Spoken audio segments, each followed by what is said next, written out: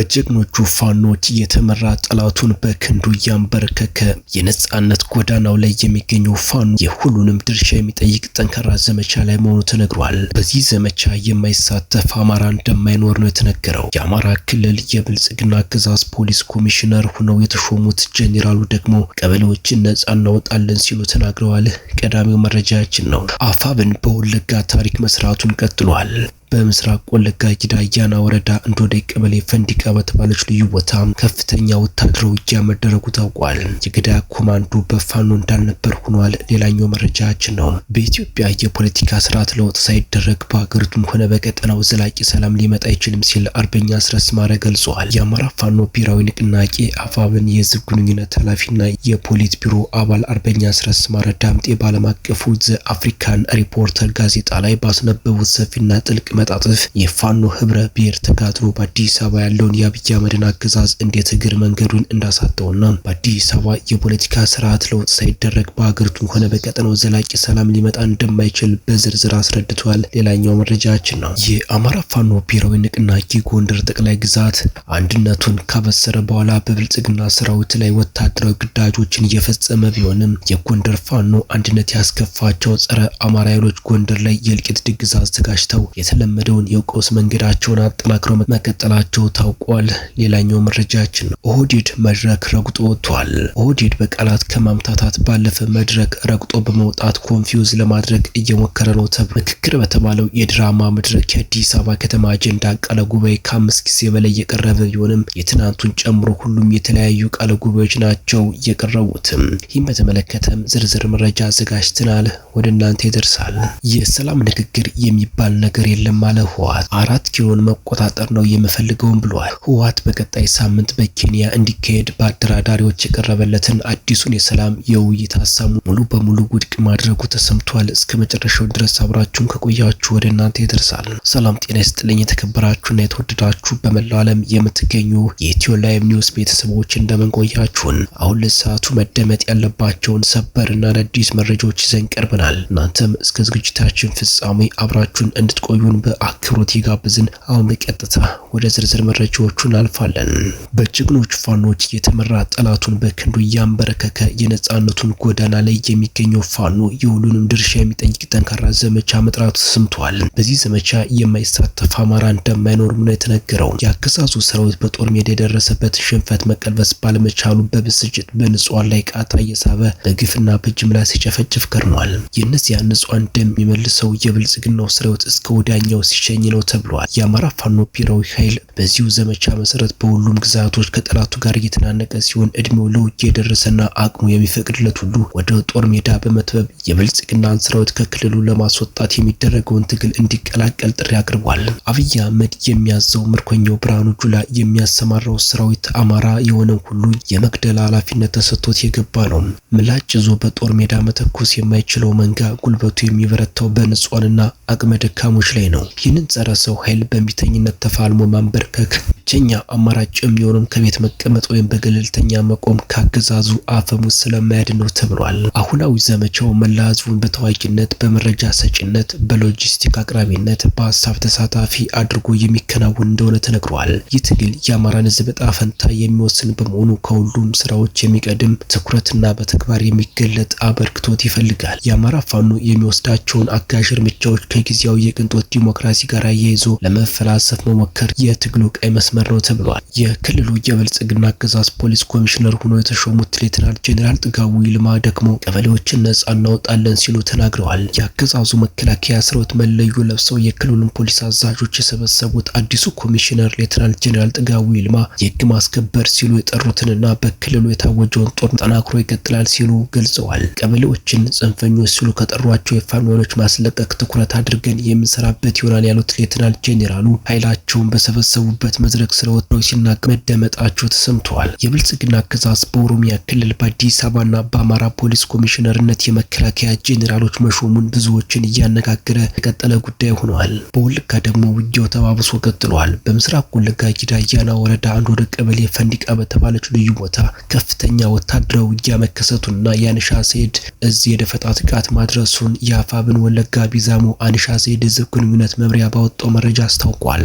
እንደ መረጃው ማብራሪያ ከአንገርጉተን ከተማ ተነስቶ በፈንዲቃ ሰፈር በሚገኙ የአካባቢው ነዋሪዎች ላይ ጥቃት አድርሰዋል የተባሉ የክልሉ ጥምር ኃይሎች ወደ ተነሱበት ለመመለስ ሲሞክሩ በአንገርጉተን ክፍለ ጦር፣ በጌጤ ግርማ መብረቅ ክፍለ ጦርና በተፈራ ለሞ ሳተነው ክፍለ ጦር አማካኝነት ከበባ ተደርጎባቸዋል። ከዚሁ ጋር ተያይዞ የተከበበውን ኃይል ለማስወጣት ከጊዳ አያና ከተማ ተጨማሪ የመከላከያ ሰራዊት የጫኑ 28 ተሽከርካሪዎች ወደ ስፍራው ባመሩበት ወቅት የደፈጣ ጥቃት እንደደረሰባቸው ተገልጿል። በደረሰው ጥቃት 28 ተሽከርካሪዎች ውስጥ 24ቱም እርምጃ እንደተወሰደባቸው የተገለጸ ሲሆን 4 ተሽከርካሪዎች ብቻ ወደ ኋላ መመለሳቸው ተጠቅሷል። በዚህ አውደ ውጊያ በርካታ ወታደራዊ ቁሳቁሶችና የጦር መሳሪያዎች በምርኮ መያዛቸው የተገለጸ ሲሆን ከነዚህ መካከልም 24 ፓትሮልና የተለያዩ ተሽከርካሪዎች፣ 196 የክላሽንኮቭ ጠመንጃዎች፣ 75 ጥቁር ክላሽንኮቭን ጨምሮ 2 ብሬንና 2 ስናይፐር ጠመንጃዎች፣ 6 የመገናኛ ሬዲዮዎች፣ 3500 የዲሽቃ፣ 9800 የብሬን እንዲሁም ከ14000 በላይ የክላሽንኮቭ ተተኳሽ ጥይቶች፣ በርካታ ኤፍ1 ቦምቦች፣ ወታደራዊ ትጥቆች፣ ካዝናዎችና ሻንጣዎች እንደሚገኙበት መረጃው አመላክቷል። በተያያዘም በዋግምራ ግንባር ደግሞ 14ኛ ኃይሉ ከበደ ክፍለ ጦር በአገዛዙ ጦር ላይ እርምጃ በመውሰድ ብሬንና በርካታ ክላሽንኮቭ ማርኳል። የአማራ ፋኖ ብሔራዊ ንቅናቄ አፋብን አንደኛ ምኒልክ ዕዝ 303ኛ ሳምነው ኮር 14ኛ ኃይሉ ከበደ ክፍለ ጦር በሶስት አቅጣጫ ማለትም በዋግምራ ዞን የአገዛዙን 38ኛ ክፍለ ጦር፣ ከላልኪው 39ኛ ክፍለ ጦር፣ ካስከተማ በዲዩና ከአዝላ የመጣውን የብልጽግና ሰራዊት ዋልከው ከሚባል ቦታ ላይ ከባድ ኪሳራ እንዳደረሱበት ነው የተሰማው። በሌላ በኩል የአማራ ፋኖ ብሔራዊ ንቅናቄ ጎንደር ጠቅላይ ግዛት አንድነቱን ካበሰረ በኋላ በብልጽግና ሰራዊት ላይ ወታደራዊ እርምጃዎችን እየፈጸመ ቢሆንም የጎንደር ፋኖ አንድነት ያስከፋቸው ጸረ አማራ ኃይሎች ጎንደር ላይ እልቂት ድግስ አዘጋጅተው የተለመደውን የቀውስ መንገዳቸውን አጠናክረው መቀጠላቸው ታውቋል። ገና በአንድነቱ መግለጫ ወቅት ጀምሮ መከፋታቸውን መደበቅ ያልቻሉ ጸረ አንድነትና የአማራ ጠላት ተልዕኮ ተቀባዮች የጣይቱ ክፍለ ጦር ፋይናንስ ኃላፊን በመግደል ነበር የእልቂት መንገዳቸውን የጀመሩት። ከዚህ ክስተት በኋላም በተመሳሳይ መንገዳቸውን በመቀጠል የአንድነት አፍራሽ መግለጫዎችን በማውጣት ገፍተውበት ቆይተዋል። ሆኖም በሰራዊቱ የአንድነት ፈላጊነትና ለትግል ዓላማ ታምኖ መቆም በተቃውሞ መግለጫ መቀጠል አላዋጣቸው ያሉ ኃይሎች የጥቃት ስልታቸውን በመቀየር የፋኖ ታጋዮችን በበባ እያደረጉ ግድያ ወደ መፈጸም ተሸጋግረዋል። በዚህ ጸረ አንድነት የትግል ሾክ መንገዳቸው በመቀጠልም በትናንትናው ዕለት የጎንደር ጠቅላይ ግዛት ዕዝ በሌተናል ጄኔራል ኃይሌ ዘውዴ ክፍለ ጦር ምክትል አዛዥና የኪንፋዝ በለሳ ታዲዮስ ታንቱ ክፍለ ጦር ዋና አዛዥ ላይ ግድያ ፈጽመዋል። በጸረ አንድነቱ ኃይል ቡድን ላይ የተገደሉት 2 ነባር አርበኞች ከዓመት በላይ የትግል ልምድ ያላቸውና የአማራ ሕዝብ መከራም ከምንጩ ማድረግ አለብን ብለው የሚያስቡ አንበሳ ታጋዮች ነበሩ ተብሏል። የኪንፋዝ በለሳ ታዲዮስ ታንቱ ክፍለ ጦር ዋና አዛዥ የነበረው አርበኛ ታርቆ ከበደ በጸረ ህወሓት የትግል ዘመን ጀምሮ ለአማራ ሕዝብ ከፍተኛ ተጋድሎ የከፈለ ሲሆን ስርዓቱ እስር ቤት አስገብቶ ለዓመታት በከባድ ጥበቃ ስር ሆኖ የእስር ጊዜውን ሲያሳልፍ የነበረ ታጋይ ነው። የዳባት ማረሚያ ቤት በፋኖ ብርቱ ክንድ በተሰበረበት ወቅት አርበኛ ታርቆ ከእስር እንደወጣ ወደ ቤተሰቦቹ ከመሄድ ይልቅ በቀጥታ ያመራው ወደ ፋኖ ትግል ነበር። በበለሳ አውራጃ የሚንቀሳቀሰውን የፋኖ ኃይል በአንድነት በማደራጀት ጠንካራ አደረጃጀት ፈጥሮ ጸረ ብልጽግና ትግሉን በታላቅ ጀብድ ሲመራ ቆይቷል።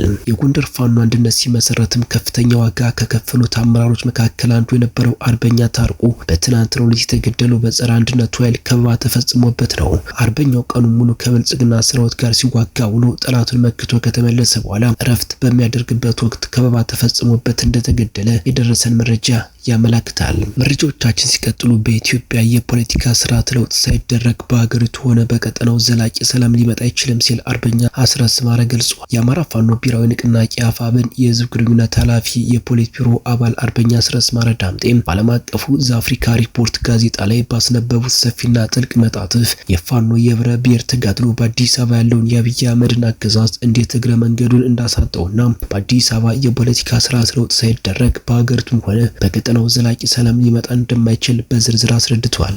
ፋኖ አስረስ ማረ በመጣጥፋቸው እንደገለጹት እሳቸውን ጨምሮ የፋኖ መሳሪያ ለማንሳት የተገደደው በአዲስ አበባ ባለው የፌዴራል መንግስት አማራ ህዝብ ላይ የተደቀነውን የህልውና ስጋት ለመመከት ነው። ህዝቡ የታጠቀ ትግል ውስጥ ከመግባቱ በፊት በዜጎች ላይ የሚፈጸመው ጥቃት እንዲቆም እንዲቆም የሰላም ጥሪዎችን ቢያቀርቡም አገዛዙ ሙሉ በሙሉ ወደ ጎን ብሎታል። ሰላማዊ መንገዶች በተዘጋጉበት መንግስት ዜጎችን የመጠበቅ ግዴታውን ባጣበት ወቅት መመከት ብቸኛ የህልውና መንገድ የሚሆን ሲሆን ድርጊቱም በሞራልም ሆነ በህግ ደረጃ ሙሉ በሙሉ አሳማኝና ህጋዊ ነው። ትግሉም ከትግል ጥቅም ወይም ከፖለቲካ ስልጣን ፍላጎት የመነጨ ሳይሆን ከአስገዳጅ የህልውና ሁኔታ የተወሰደ እንደሆነ አብራርተዋል። የቅርብ ጊዜ የፋኖ እንቅስቃሴ የፕሪቶሪያው ስምምነት ውጤት እንደሆነ አድርገው የሚያቀርቡ ተረኮች የተሳሳቱና የህዝብ ቅሬታ በፊት የነበሩ ናቸው ያሉት አስረስ ማረ አገዛዙ በአማራ ህዝብ ላይ የጦርነት አዋጅ ካወጀ በኋላ ፋኖ ባለው ነገር ከጠላት በሚማርከው መሳሪያና በህዝባዊ ደጋፊነት የህልውና ተጋድሎውን ጅማሩ ዛሬ ላይ ሊበገር የማይችል ግዙፍ ኃይል መሆን መቻሉን ገልጸዋል። በመጣጥፉ እንደተመለከተው ፋኖ ለሚያደርገው የህልውና ትግል አሳማኝና ህጋዊ ምክንያት ያለው ሲሆን የአገዛዙ ኃይሎች ግን በገዛ ህዝባቸው ላይ ጦርነት የከፈቱ በመሆናቸው ግልጽ የስትራቴጂ ዓላማ የላቸውም። የገዛ ህዝቡን ህልውና ለማስጠበቅ በሚዋጋው ፋኖና ጨካኙን አገዛዝ ስልጣን ላይ ለማቆየት በሚዋጋው የአገዛዙ ኃይል መካከል ያለው የሞራል የጽናት ልዩነት ሰፊ በመሆኑ የአገዛዙ ሰራዊት የማሸነፍ ፍላጎት አቅሙ እየተሸረሸረ መሳሪያቸውን እየጣሉ እጅ የመስጠት ሁኔታ እየጨመረ መጥቷል ብለዋል። በሌላ መረጃ ኦህዴድ መድረክ ረግጦ ወጥቷል። ኦህዴድ በቃላት ከማምታታት ባለፈ መድረክ ረግጦ በመውጣት ኮንፊውዝ ለማድረግ እየሞከረ ነው። ምክክር በተባለው የድራማ መድረክ የአዲስ አበባ ከተማ አጀንዳ ቃለ ጉባኤ ከ5 ጊዜ በላይ የቀረበ ቢሆንም የትናንቱን ጨምሮ ሁሉንም የተለያዩ ቃለ ጉባኤዎች ናቸው የቀረቡት። የትናንቱን ልዩ የሚያደርገው የቀረበው ለተለያዩ ቡድኖች ሆኖ በሁሉም ቡድኖች የቀረበው የተለያየ ቃለ ጉባኤ መሆኑ ነው። በቃለ ጉባኤው ሊተካ የሚገባው ጉዳይ ተመካካሪዎቹ ያነሱት ሀሳብ ነበር። በአዲስ አበባ ከተማ ጉዳይ የሚነበበው ቃለ ጉባኤ የሚመጣው ግን ከውይይት መድረኩ ሳይሆን የበላይ ከሚባል አካል እየተባለ ነው። ኦህዴድ ብልጽግና ዛሬ ያደረገው ከሌሎቹ ቀናት የሚለየው የኮንፊውዝ ስልቱን በተለየ መልኩ መጠቀሙ ነው። በኮሚሽኑ ሰዎች በኩል የሚፈልገውን ሀሳብ ካካተተ በኋላ አኩራፊ በመምሰል መድረኩን ረግጦ በመውጣት ቀሪው ሰው ሀሳቡን እንዲቀበለው ለማድረግ ሞክሯል። ሌላው ተቃውሞ ሳይወጣ እሱ ረግጦ ወጥቶ ጭራሽ እንዲለመን ነው ፍላጎቱ።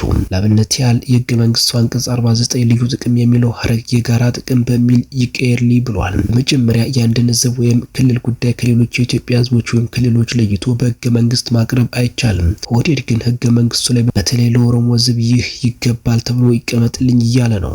ይህ ከሆነ የፌዴራል መንግስት ሁሉም ክልሎች ጉዳይ አስፈጻሚ መሆኑ ቀርቶ የአንድ ክልል ብቻ ጉዳይ አስፈጻሚ ሆነ ማለት ነው። በመጨረሻም ከውጭ የአሜሪካው ፕሬዝዳንት ዶናልድ ትራምፕ በኢራን ላይ አዲስ የኢኮኖሚ ዘመቻ መክፈታቸውን በማስታወቅ እርምጃው በየትኛውም ሀገር ላይ ተወስዶ የማያውቅ እጅግ አውዳሚ መሆኑን ገልጸዋል። ፕሬዝዳንቱ ይህንን ዘመቻ የኢኮኖሚ ዴዴ ሲሉ የሰየሙት ሲሆን የዩናይትድ ስቴትስና አጋሮቹ የኢራንን ስጋት ለማግለልና ለማሸነፍ በአንድነት እንዲቆሙ ጥሪ አቅርበዋል። በማህበራዊ ትስስር ገጻቸው ላይ ባሰፈሩት መልእክት መሰረት የፋይናንስ ተቋማችን፣ ንግዶቻችን፣ አየር ማረፊያዎቻችን ወይም የመንግስት አካሎቻቸው ለኢራን ማንኛውንም አይነት የኢኮኖሚ ድጋፍ እንዲያደርጉ የሚፈቅድ ሀገራት በራሳቸው ላይ እጅግ ከባድ የሆነ የኢኮኖሚ መዘዝ እንደሚያስከትሉ ገልጸዋል። የተወደዳችሁና የተከበራችሁ በመላው ዓለም የምትገኙ የሚዲያችን ቤተሰቦች ለሰዓቱ የያዝናቸው መረጃዎች እነዚህን ይመስሉ ነበር። እናንተም እስከ ዝግጅታችን ፍጻሜ አብራችሁን ስለቆያችሁ ምስጋናችን ከልብ ነው። በሌላ አዳዲስና ወቅታዊ መረጃዎች እስከምንገናኝ በያላችሁበት ሁሉ ሰላም ተመኘን። ጤና ይስጥልን።